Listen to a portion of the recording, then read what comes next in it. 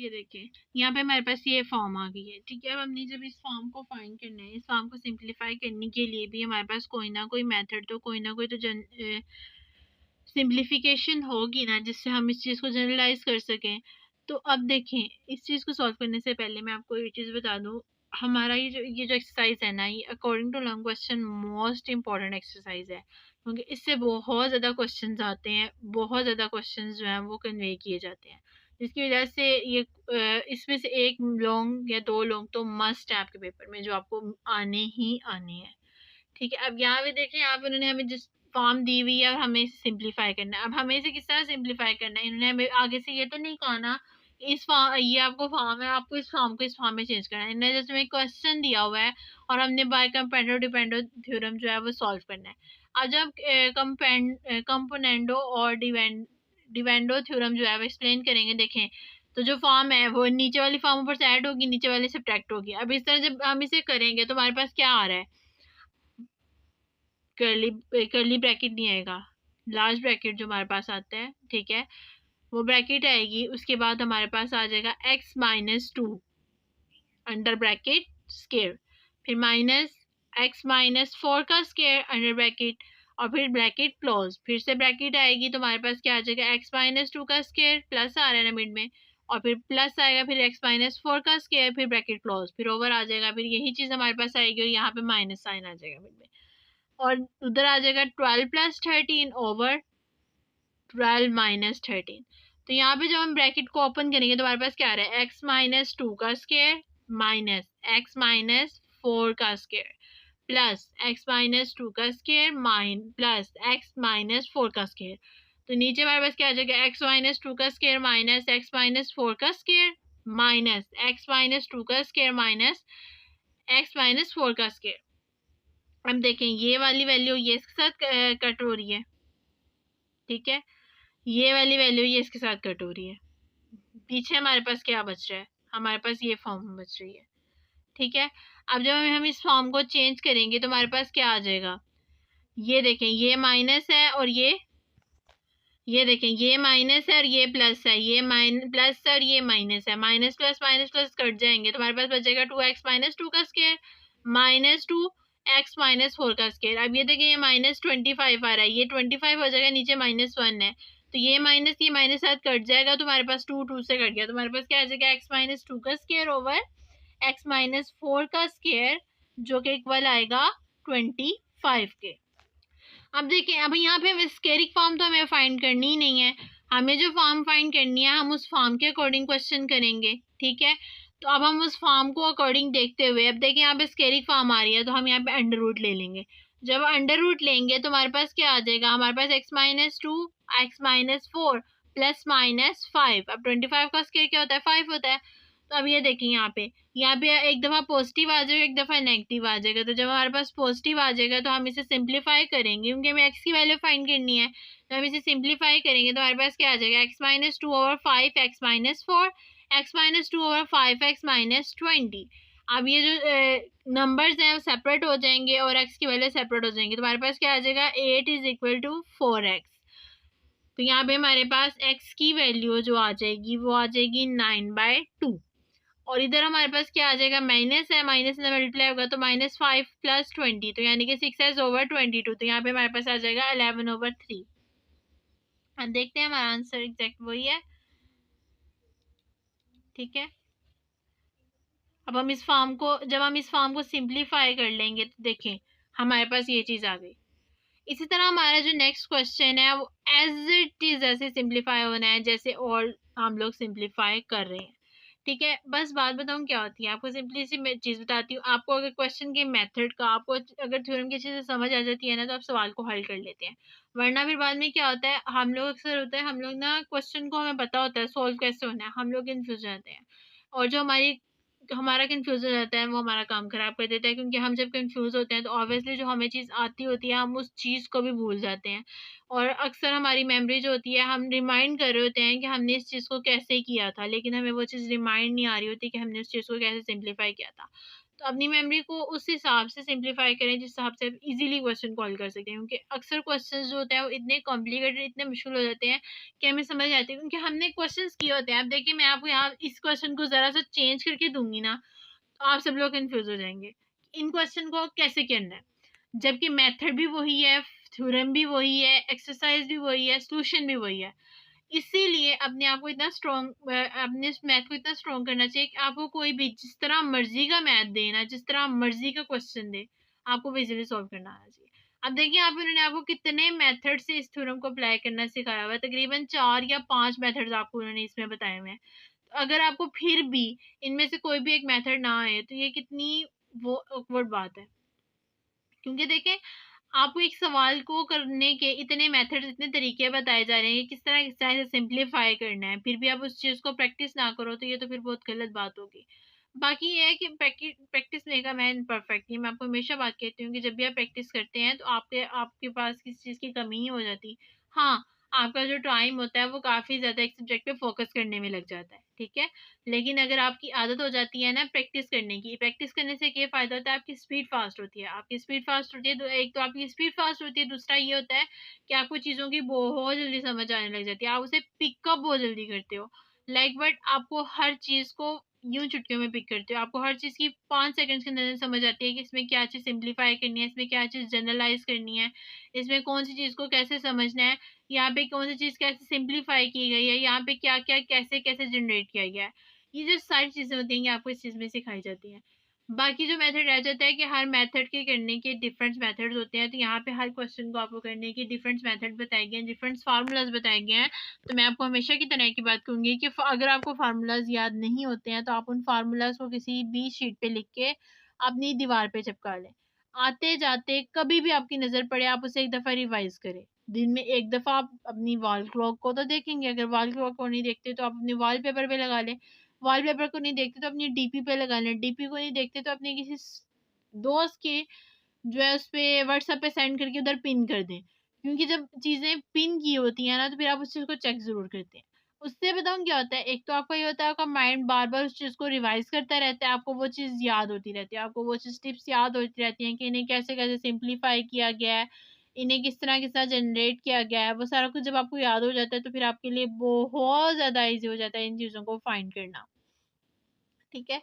और दूसरी बात ये आ जाती है कि हम लोग इस चीज़ को कैसे रिमेंबर रखेंगे, हमने इस चीज़ को यहाँ पे रखा हुआ था। देखिए जब आप एक काम करते हैं ना, आप ये सोचते हैं कि मुझे ये काम करना है, तो आप एक दिन स्किप करेंगे, आप सेकंड डे स्किप करेंगे, आप थर्ड डे स्किप करेंगे, आप एट द टाइम तो आप उस चीज़ को रीड करते हैं ना, आप पेपर से 1 घंटे पहले आप उस चीज़ को पढ़ के जाएंगे, क्योंकि आपको पता होगा कि हाँ मैंने फॉर्मूले लिख के रखे हुए थे। तो वो आप फार्मूले जब वो रिवाइज करके जाएंगे तो आपको एक नहीं, दो नहीं, 3 फार्मूलाज तो कम से कम याद होंगे ना, आपको पता होगा कि आपने कहाँ पे क्या चीज़ अप्लाई करनी है। चलिए बातें तो होती रहेंगी, अब हम नेक्स्ट आ जाते हैं। हमारे पास यहाँ पे अब ये फॉर्म आ रही है, अब इस पे भी हम थ्योरम अप्लाई करेंगे तो हमारे पास क्या जाएगा, अंडर रूट एक्स का square plus 2 plus under root x का स्क्वायर माइनस 2, अंडर ब्रैकेट फिर प्लस आ जाएगा, फिर अंडर रूट एक्स का square plus 2 under root minus under root x का स्क्वायर माइनस 2 ओवर हमारे पास आ जाएगा अंडर एक्स का square plus 2 plus under root x का square minus 2 under bracket minus under root x का square plus 2 minus under root x का square minus 2 under bracket 2 plus 1 और 2 माइनस 1, तो हमारे पास क्या आ जाएगा। अब देखिए जब ब्रैकेट ओपन करेंगे तो हमारे पास क्या है, अंडर रूट एक्स का square plus 2 plus under root x का square minus 2 plus under root x का square plus 2 minus under root x का स्क्वायर ओवर 2।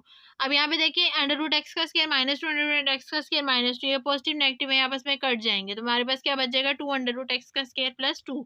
अब नीचे हमारे पास जब ओपन करेंगे अंडर रूट एक्स का square plus 2 plus under root x का square minus 2 minus under root x का square plus 2 plus under root x का स्क्वायर प्लस 2।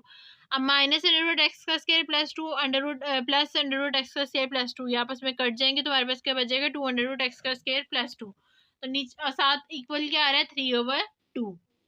अब देखिए यहाँ पे हमारे पास जो 2 आ रहा है, अब जब हम उस 2 को सिंप्लीफाई कटिंग करेंगे तो हमारे पास क्या आ जाएगा अंडर रूट एक्स का square plus 2 over under root x का स्क्वायर माइनस 2। अब यहाँ पे 3 आ रहा है और अंडर रूट आ रहा है, अंडर रूट खत्म करने के लिए हम लोग क्या करेंगे स्क्वायर ले लेंगे, जब स्क्वायर लेंगे तो हमारे पास क्या आ जाएगा x plus 2 over x minus 2 का स्क्वायर। अब जब हम सिंप्लीफाई करेंगे तो हमारे पास क्या आ जाएगा एक्स का स्क्वायर प्लस 2 प्लस 9 एक्स का स्क्वायर माइनस 18। अब 18 और 2 ऐड होंगे तो हमारे पास आ जाएगा 20 ओवर एक्स का 8 एक्स का स्केयर। तो हमारे पास एक्स का स्केयर क्या आ जाएगा 20 ओवर 8, यानी कि एक्स का स्केयर हमारे पास इक्वल आ रहा है 5 ओवर 2।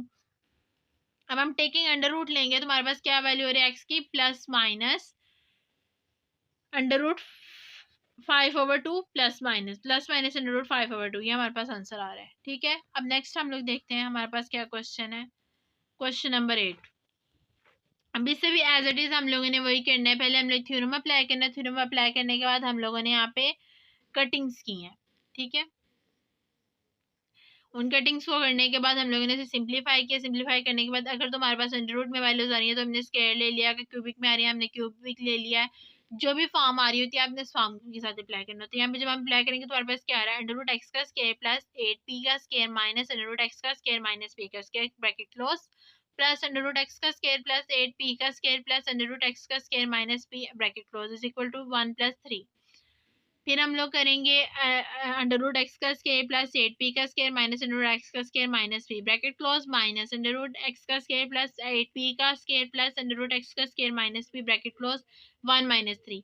तो अब यहाँ पे जब हम ब्रैकेट ओपन करेंगे तो हमारे पास क्या जाएगा, अंडर रूट एक्स का स्क्वायर प्लस 8p का square minus under root x का स्क्वायर माइनस p का square plus under root x का स्क्वायर प्लस 8p का square plus under root x का स्क्वायर माइनस p का स्क्वायर इज इक्वल टू 4।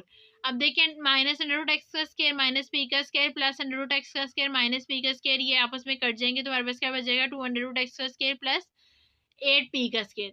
अब यहाँ पे नीचे हमारे पास क्या आ रहा है, जब हम ब्रैकेट ओपन करेंगे तो अंडर रूट एक्स का स्क्वायर प्लस 8p का square minus under root x का स्क्वायर माइनस p का square minus under root x का स्क्वायर प्लस 8p का square minus under root x का स्क्वायर माइनस p का स्क्वायर। अब ये देखें माइनस अंडर रूट एक्स का स्क्वायर प्लस 8p का स्क्वायर अंडर रूट एक्स का स्क्वायर प्लस 8p का स्क्वायर, ये आपस में कट हो जाएंगे तो हमारे पास क्या आ जाएगा, 2 अंडर रूट एक्स का स्क्वायर माइनस p का स्क्वायर, ये माइनस में आएगा तो माइनस माइनस से कट जाएगा क्योंकि नीचे हमारे पास क्या आ रहा है, -4 ओवर -2। जब कटिंग होगी तो हमारे पास -2 बच जाएगा, माइनस माइनस से कट जाएगा, 2 से कटिंग हो जाएगी तो हमारे पास क्या आ जाएगा, अंडर रूट एक्स का स्क्वायर प्लस 8p का स्क्वायर एक्स का स्क्वायर माइनस p का स्क्वायर। अब ये हमारे पास ये फॉर्म आ गई। अब हम स्क्वायर रूट लेंगे, स्क्वायर रूट लेंगे तो हमारे पास क्या आ जाएगा, एक्स का स्क्वायर प्लस 8p का स्क्वायर एक्स का स्क्वायर माइनस p का स्क्वायर ओवर 4। अब ये जब हमारे पास फॉर्म आ रही है, अब हम जब इसे सिंप्लीफाई करेंगे तो यहाँ पे देखिए हम उधर मल्टीप्लाई कर देंगे एक्स का स्क्वायर माइनस p का स्क्वायर, तो हमारे पास क्या आ जाएगा, एक्स का स्क्वायर प्लस 8p का स्क्वायर प्लस एक्स का स्क्वायर 4x का स्क्वायर प्लस 4p का स्क्वायर। आज हम सिंप्लीफाई करेंगे तो हमारे पास क्या आ जाएगा, 12p का square is equal to 3x का स्क्वायर, 3x का square is equal to 12p का स्क्वायर। अब हमारे पास ये फॉर्म आ गया। अब यहाँ पे हम लोग क्या करें, अक्सर बच्चे यहाँ पे अब घबरा जाएंगे कि पता नहीं अब आगे क्या होना है। देखें अब यहाँ पे आपको x की वैल्यू चाहिए, जब आपको x से वैल्यू चाहिए तो अब x का square is equal to 12p का स्क्वायर ओवर 3, 3 से जब कटेगा तो हमारे पास क्या आ जाएगा, x का square is equal to 4p का स्क्वायर, स्क्वायर रूट लेंगे तो हमारे पास क्या आ जाएगा, x is equal two plus minus 2p का स्क्वायर। अब हमारा हमें यही फॉर्म चाहिए थे और हमने ये फॉर्म फाइंड कर लिया। ठीक है, अब हमारा है इस एक्सरसाइज का लास्ट क्वेश्चन, क्वेश्चन नंबर 9। अब हमारी ये जो एक्सरसाइज है ये एक्सरसाइज कंप्लीट होगी तो इंशाल्लाह हमारा जो है 2.5 स्टार्ट होने 3.5 स्टार्ट होनी है। अब देखें आपको इस आई होप सो आपको इस एक्सरसाइज की बहुत अच्छे से समझ आई होगी। मुझे बार बार यही टेंशन होती है कि पता नहीं आप लोगों को समझ आ रही है कि नहीं समझ आ रही। मैं आप लोगों को ज़्यादा मेथड इसलिए भी नहीं करवा पाती क्योंकि अभी आप लोग बहुत छोटी क्लास में, यानी कि मैट्रिक के बच्चों को इंसान 1 या 2 मेथड से ज़्यादा मेथड नहीं करवा सकता क्योंकि आप लोगों को समझ नहीं आती है कि इस क्वेश्चन को किस किस मेथड से किया जाए। सो मैं इसलिए ज़्यादा मेथड्स भी नहीं करवा रही ताकि आप लोगों को मुश्किल ना लगे कि पता नहीं किस तरह करवाना है और इतने सारे मेथड मैम बताई जा रही है, इसलिए मैं सिंपली वो मेथड बता रही हूँ जो ओब्वियसली जनरली ज़्यादातर किया जा रहा होता है। ठीक है, लेकिन फिर भी मुझे बार बार ये हो रहा होता है कि पता नहीं आपको मेरे क्वेश्चंस की समझ भी आ रही है कि नहीं आ रही है। अब देखिए जब यहाँ पे हम इस फॉर्म को यूज़ करेंगे, अब देखिए यहाँ पे हमारे पास क्यूबिक क्वेश्चन आ गया है। ठीक है, आप जैसे उसको ध्यान से समझ लें क्योंकि अक्सर बच्चे जो होते हैं स्केरिक और क्यूबिक में कंफ्यूज रहते हैं। देखिए क्योंकि स्केरिक फॉर्म जो होती है वो हम इजीली सिंप्लीफाई कर लेते हैं, लेकिन क्यूबिक फॉर्म में जो होता है फार्मूला ओपन करना, फार्मूले को जनरलाइज करना, ये सारा कुछ जो होता है ये बहुत मुश्किल हो जाता है। ठीक है, क्योंकि देखिए मैं भी एक स्टूडेंट रह चुकी हूँ, मैंने भी ये क्लासेस पढ़ी हुई हैं, तो मुझे आप लोगों की मेंटालिटी का थोड़ा बहुत तो पता है। मैं ज़्यादा तो नहीं कह सकती क्योंकि हर स्टूडेंट जो होता है अपने बारे में ज़्यादा बेटर जानता होता है।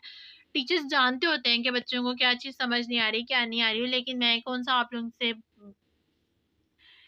मतलब इतना मुझे पता है कि आपको क्या आ रहा है क्या नहीं आ रहा है, क्योंकि आपको ज़्यादा बेटर पता होता है आपको किस चीज़ की कैसे समझ आ रही होती है, लेकिन फिर भी मैं कोशिश करती हूँ कि आपको मेरे क्वेश्चंस की इजीली वैसे समझ आ सके जैसे एक स्टूडेंट समझना चाहता है। मीन आपको कभी कोई भी कॉम्प्लिकेशंस ना हो, आपको कोई भी डाउट ना हो कि पता नहीं मैम इतने टफ तरीके से पढ़ा रही हैं, हमें समझ भी आएगी कि नहीं आएगी, आपके सारे जो डाउट्स होते हैं वो क्लियर हो जाए करें। देखिए क्योंकि बात ये होती है कि आपको समझ आनी चाहिए। मेरी ऑन द ड्यूटी क्या है, मैंने पढ़ा के मैंने आराम से अपनी रिस्पॉन्सिबिलिटी से पीछे होके चले जाना है। मुझे इस चीज़ से कुछ नहीं सरोकार है कि आपको समझ आएगी या नहीं आएगी, क्योंकि मेरे लिए तो ये मेंटालिटी है कि आप इस चीज़ को समझ रहे हैं या आप इस चीज़ को सिंप्लीफाई कर सकते हैं। मुझे इस चीज़ की कोई परवाह, अक्सर टीचर्स ऐसे होते हैं मतलब क्लास में आए, पढ़ाया और चले गए, कुछ टीचर्स कोशिश नहीं करते। लेकिन मैं आपको हर बार कहती हूँ कि आपको कुछ भी है आप मुझे कमेंट बॉक्स में पढ़ाएं। अगर मतलब मैं आपका कमेंट नहीं पढ़ रही तो आप नेक्स्ट वीडियो पे कमेंट करें कि मैम मुझे यहाँ पे ये इशू आ रहा है। क्योंकि देखिए जब आप क्वेश्चनिंग करते हैं तो क्वेश्चनिंग से एक तो ये होता है आपकी चीज़ों में इम्प्रूवमेंट आती है। जब आपकी चीज़ों में इम्प्रूवमेंट आती है तो फिर आपका जो क्वेश्चन होने वाला होता है ना, जो आपको चीज़ समझ नहीं आ रही होती है, वो आप चाहे समझ ना भी सकें लेकिन आपके दिमाग में वो सवाल होते हैं, आप उस इंसान से ना कर सकें जिस इंसान ने आपको वो चीज़ समझाई है, तो आप किसी टीचर से ज़रूर करते हैं। आप क्वेश्चनिंग मस्ट करते होते हैं, आप ज़रूर पूछते होते हैं कि यहाँ पे हमें इस चीज़ की समझ नहीं आ रही है, हमें इस चीज़ को इस तरह एक्सप्लेन किया था, हमने इस चीज़ को इस तरह वेरीफाई किया था, लेकिन यहाँ पे ये फॉर्म इस तरह नहीं बताई गई, तो हमें इस चीज़ को एक्सप्लेन किया जाए।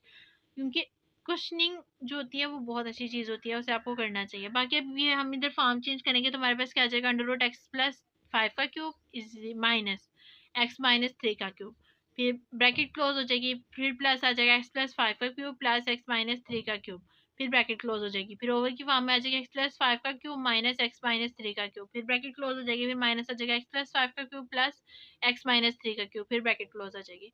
तो इक्वल फॉर्म में हमारे पास क्या है, 13 प्लस 14 ओवर 13 माइनस 14।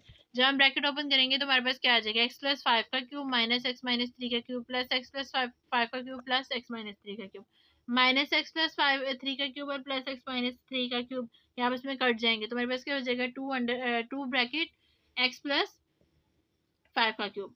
अब यहाँ पे हमारे पास क्या आ जाएगा, एक्स प्लस 5 का क्यूब माइनस एक्स प्लस 5 का क्यूब कट गया तो मेरे पास क्या आ जाएगा, -2 एक्स प्लस एक्स माइनस 3 का क्यूब। अब देखिए यहाँ पे जो माइनस है, माइनस माइनस से कट जाएगा 27 हमारे पास, तो ये अब क्यूबिक फॉर्म आ रही है। जब यहाँ मैं क्यूब रूट लूंगी तो मेरे पास क्या आ जाएगा, एक्स प्लस 5 का cube over x minus 3 is equal two plus minus 20 plus minus 3। अब देखिए यहाँ पे प्लस माइनस 3 क्यों नहीं आया, देखिए क्यूबिक फॉर्म है, क्यूबिक फॉर्म में उन्होंने हमें कोई भी प्लस माइनस का नहीं बताया था, तो हमारे पास क्या आ जाएगा, x plus 5 is equal to x minus 5। जब हम इसे फॉर्म में चेंज करेंगे तो हमारे पास क्या आ जाएगा, x plus 5 is equal to 3x minus 5, तो हमारे पास क्या आ जाएगा, 2x इज इक्वल टू 14, यानी कि x की वैल्यू हमारे पास आ जाएगी 7। तो ये थी हमारी एक्सरसाइज 3.4। अब नेक्स्ट हमारे पास आ जाते हैं 3.5 की तरफ। अब देखें 3.4 हमारी कंप्लीट हो चुकी है, इसमें हमने जो जो जो चीज़ें स्टडी करनी थी हमने सारा कुछ स्टडी किया है, कोई भी चीज़ ऐसी नहीं है जो हमारी मिसिंग रह गई हो। थ्योरी से लेके exercise, solutions, examples, everything we clear. अब नेक्स्ट हमारा जो टॉपिक आ जाता है, अब हम उसकी तरफ जाते हैं और देखते हैं। अब देखें ज्वाइंट वेरिएशन क्या होती है, शायद मैंने आपको थोड़ा सा बताया हो ज्वाइंट वेरिएशन के बारे में। ज्वाइंट वेरिएशन होती है दो चीज़ों का जुड़ना। ज्वाइन हो रहा है ना, देखें अब ज्वाइन का मतलब क्या होता है, जुड़ना दो चीज़ों का। आप देखें आप कोई भी चीज़ को जब करते हैं, लाइक आप किसी क्लास में जाते हैं तो आप किसी से बात कर रहे हो उस चीज़ के बारे में, तो आप क्या कहते हैं कि मैंने ये क्लास ज्वाइन की थी, मतलब आप उस चीज़ में ज्वाइन हुए थे। तो यहाँ पे ज्वाइंट है, ज्वाइंट ज्वाइन से निकला, यानी कि ज्वाइन होना, एंटर होना।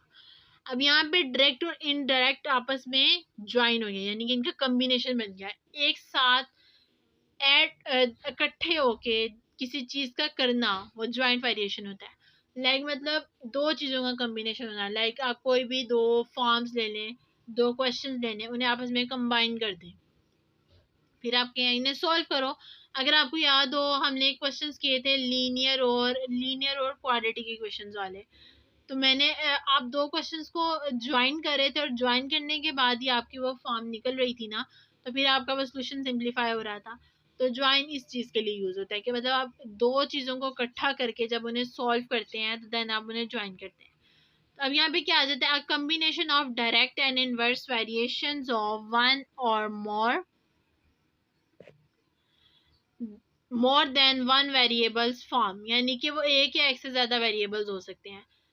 Like if a a variable y varies directly as x, तो ये वेरीज इनवर्सली हो गया एज z. तो हमारे पास क्या आ जाएगा, y is inversely proportional x over z. तो यानी कि y is equal to k x over z. तो हमारे पास k जो है वो क्या है, कांस्टेंट, यानी कि वो नॉन इक्वल टू 0 है. जब हमारे पास k जो है वो नॉन इक्वल टू 0 है, तो फिर हमारे पास नेक्स्ट क्या आ जाएगा. For example, by Newton law of gravitation, if one body acts, another will be force and will is proportional the product of mass m1 m2 and inversely proportional square of distance between them. जिन जिन बच्चों ने physics में Newton law of gravitation पढ़ी होगी उन्हें इस चीज़ की बहुत अच्छे से समझ आई होगी कि अगर हमारी एक बॉडी एक्ट करती है किसी भी फोर्स पर, तो जो हमारा मास होता है वो हमारे पास दो मासेस निकलते हैं ना, जिधर से हमारी बॉडी एक्ट करना शुरू हुई है, और दूसरा मास वो जहाँ तक वो एक्ट करके मूव हुई है, और उसका जो स्केरिक डिस्टेंस, क्योंकि जितना डबल, अगर वो डबल मूव हुई है, ट्रिपल मूव हुई है, कितना मूव हुई है तो हमें नहीं ना पता. तो वो हमारे पास क्या आ जाएगा, G is directly inversely proportional m1 m2 over D, यानी कि जी इज इक्वल टू के m1 m2 over D square.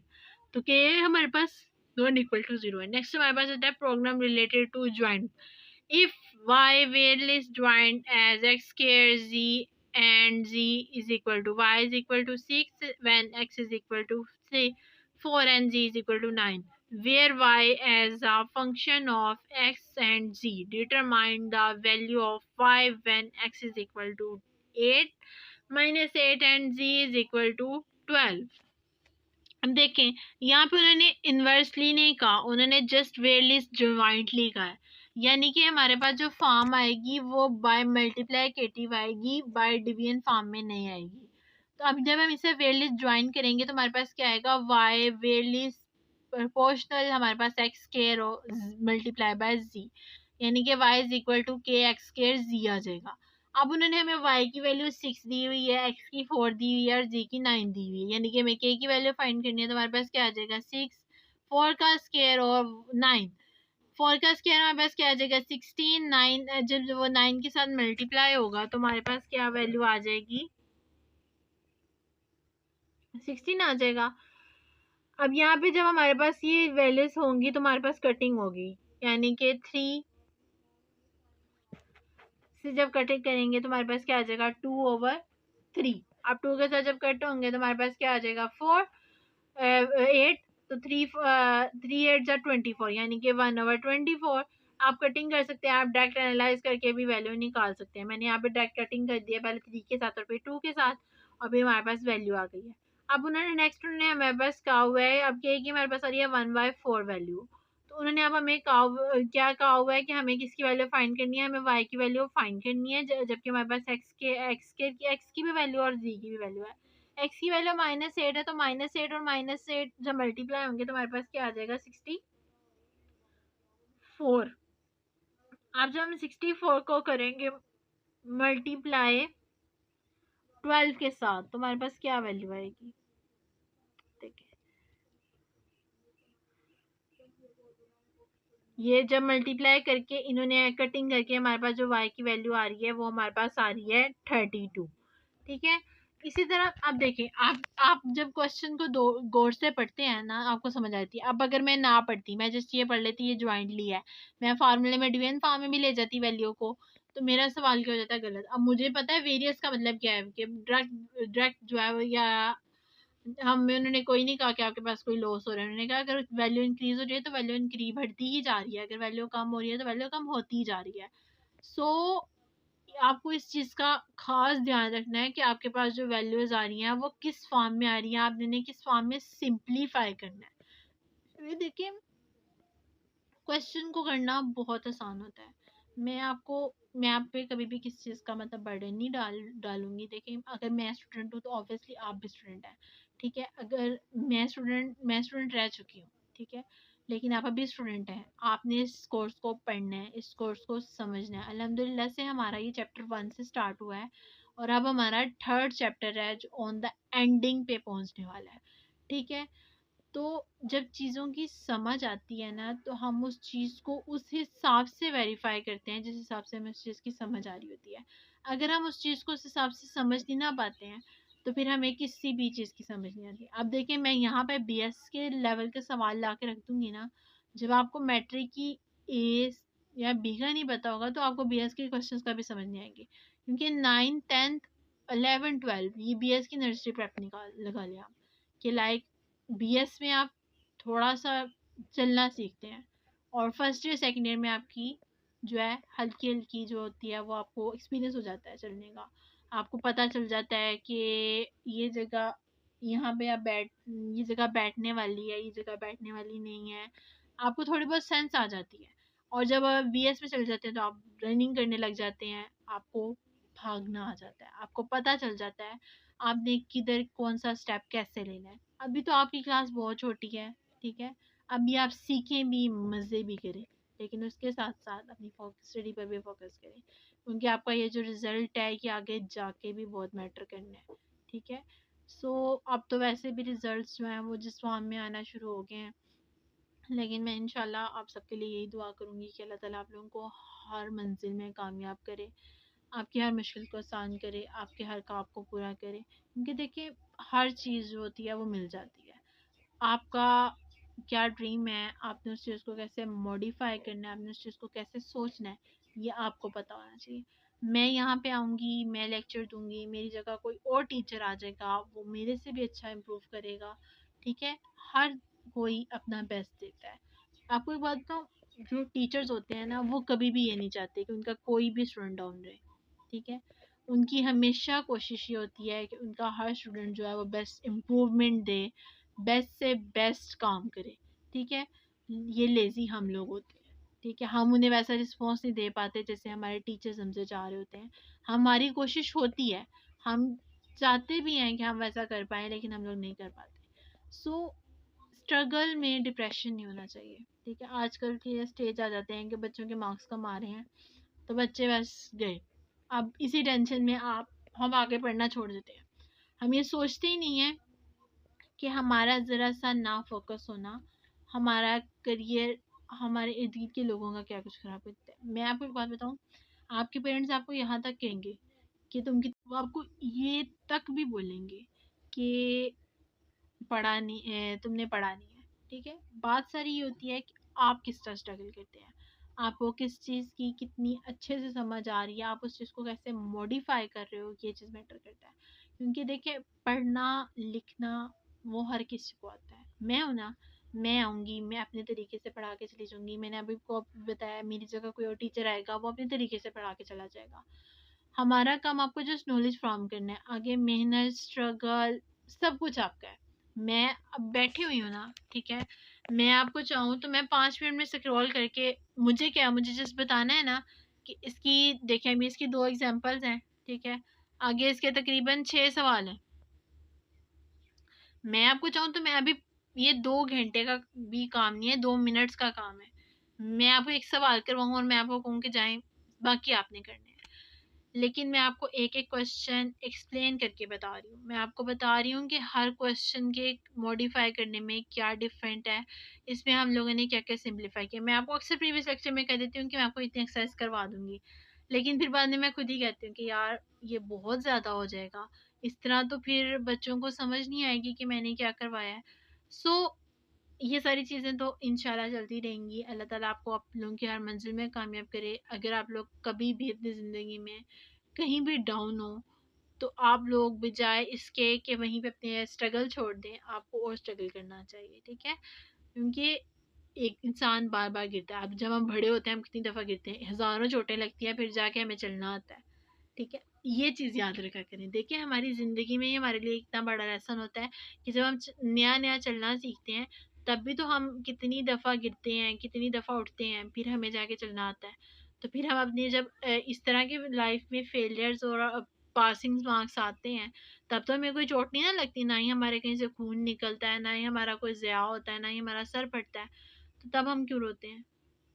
सो परेशान होने की ज़रूरत नहीं होती, बस अपनी लाइफ में स्ट्रगल करना चाहिए। और इंशाल्लाह जो हमारा नेक्स्ट लेक्चर आएगा वो हमारा होगा 3.5 के साथ साथ 3.6 का भी।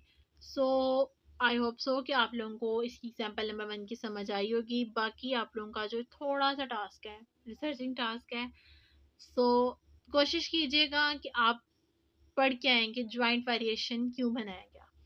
ठीक है, इंशाल्लाह नेक्स्ट लेक्चर में मैं आपको इसके बारे में भी बताऊंगी कि ज्वाइंट वेरिएशन क्यों था और इसे क्यों हमें सीखने के लिए दिया गया, इसके रियल लाइफ में क्या बेनिफिट्स हैं, ये क्वेश्चन हमारे माइंड में आना चाहिए था।